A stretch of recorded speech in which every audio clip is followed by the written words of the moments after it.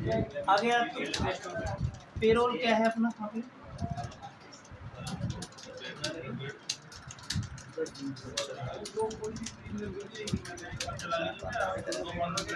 Firm ले लेते हैं, तो गवर्नमेंट फर्म ले लेते हैं। पेरोल देखो, पेरोल का सेल परचेज से कोई लेना देना नहीं है, ना जीएसटी से कोई लेना देना नहीं। समझ रहे हो? ये केवल किधर आता है, वो सर्विस लाइन में, और जहाँ पर सैलरी देनी होती है वहाँ पर इसका रोल है, और कहीं भी इसका रोल देख इधर देखो। जैसे अपन CMH ऑफिस ले लेते हैं हमारे डिपार्टमेंट में। अरे आवाज़ मत करो। तो आपको ये 10 दिन चलेगा, तो ऐसे नहीं कि सारे टॉपिक एक दिन में क्लियर करा दूँ, रोज एक एक पार्ट्स करेंगे इसमें आपको नीचे पेरोल चालू करना है, ये वाला दिख रहा है ना, F12 और ये स्टॉप बंद कर दिया। F11 से ही सभी F12 में फीचर्स आते हैं, F11 में फीचर्स किस में आते हैं, F11 में। चलो, अब सबसे पहले तो जो हम कर्मचारियों को देते हैं वो चीज़ बनाएंगे। क्या क्या मिलता है, basic salary, DA, PA, HRA, PF, PSI, TDS, overtime, bonus, commission, employer provident fund, employ provident fund, employ state insurance, employer state insurance, TDS कटता है। तो ये सारी चीज़ें क्या है, पे हेड्स। तो अब मैं ऐसे तो 36-40 पे हेड्स है, पर रोज़ के अपन 4-4 पे हेड कवर करेंगे, ठीक है। तो आ जाओ क्रेड्स में आओ, पे हेड्स। सबसे पहले बनाओ बेसिक सैलरी। बेसिक सैलरी अभी अलग अलग हेड्स है, अभी मैं आपको कौन सी बताऊंगा, अर्निंग फॉर एम्प्लॉय, जो कर्मचारी की आय है। तो बेसिक क्या है, कर्मचारी की आय। और ये क्या है, ये सैलरी जो है वो घटती बढ़ती रहती, घटती तो नहीं है पर बढ़ती है अगर कोई लंबे समय से। तो ये क्या हो गई, वेरिएबल। और यहाँ पर ये कंपनी का क्या हो गया, इनडायरेक्ट एक्सपेंस। अफेक्ट करेगी नेट सैलरी को, हाँ करेगी। सैलरी स्लिप जो इनका प्रिंट निकलेगा सैलरी स्लिप, उसमें क्या नाम शो होना चाहिए, बेसिक सैलरी।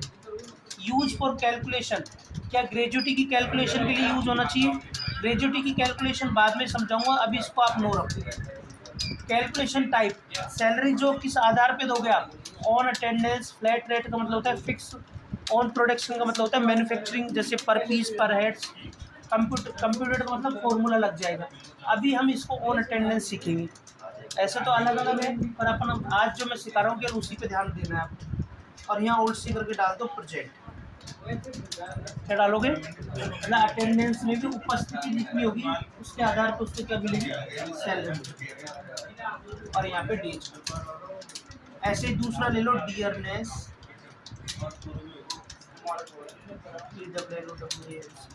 अलाउंस, महंगाई भत्ता, DA, ये गवर्नमेंट एम्प्लॉय को मिलता है। यहाँ अलाइज में आप शॉर्ट नेम डाल सकते हो, ठीक है ना। डियरनेस को क्या बोलते हैं, DA। Earning, variable, indirect expense. और ये जो है वो सैलरी के ऊपर मिलता है, जितना आपका बेसिक होता है उसका परसेंट होता है DA। और एज कंप्यूटेड कर दो और फॉर्मूला लगा दो, इसका बेसिक मिनिमम कितना, जैसे 150, ये ज़्यादा होता है DA, बेसिक से भी डबल हो जाता है कई बार, सेंट्रल गवर्नमेंट का तो डबल है। आजा ऐसे ले लो, हाउस रेंट अलाउंस,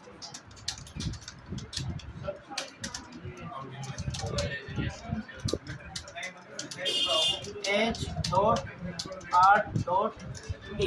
इसे क्या बोलते हैं, HRA। वही earning, variable, indirect expense, as computed, on formula, basic, add, DA, दोनों का मिलता है, बेसिक और DA का। ये प्लस हो गए ना 10%, ठीक है। अब बनाते हैं अपन कर्मचारी, क्या बनाएंगे, एम्प्लॉय। जैसे आप ले लो सुरेश सर, ये प्राइमरी रखना। डेट ऑफ ज्वाइनिंग जैसे अपन 1 अप्रैल ही मान के चल रहे हैं। डिफाइन सैलरी डिटेल, अपन को इसमें उसकी सैलरी डिफाइन करनी है, यस करो। अब हमने क्या क्या बनाया था, बेसिक, जैसे इसको 800 रुपये पर डे देंगे, बाकी को सेलेक्ट कर दो और एंटर कर दो, क्योंकि औरों में क्या लग रहा है, फॉर्मूला लग रहा है। बाहर आ जाओ, एम्प्लॉय का नंबर, हर कर्मचारी का एक नंबर होता है।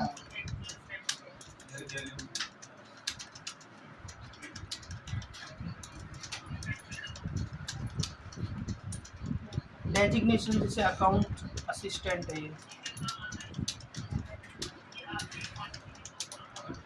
फंक्शन जैसे अकाउंट्स वर्क करता है।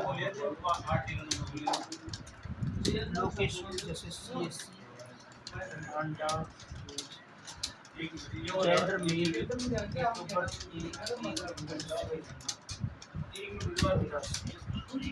जैसे फादर्स नेम और स्पाउस पत्नी का नाम, एड्रेस जैसे कि बांदीपुर का रहने वाला, फोन नंबर, ईमेल आईडी।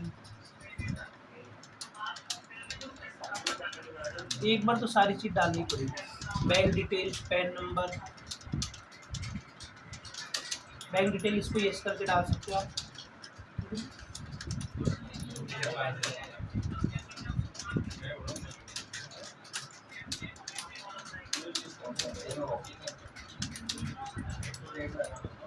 आधार number, universal number, PF number,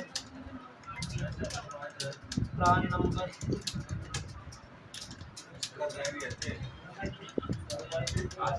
PSI number, ये सब गवर्नमेंट कर्मचारी के होते हैं, ठीक है ना, ये आपको मिल जाएंगे वहाँ से। बस अब बिल्कुल बाहर आ जाओ।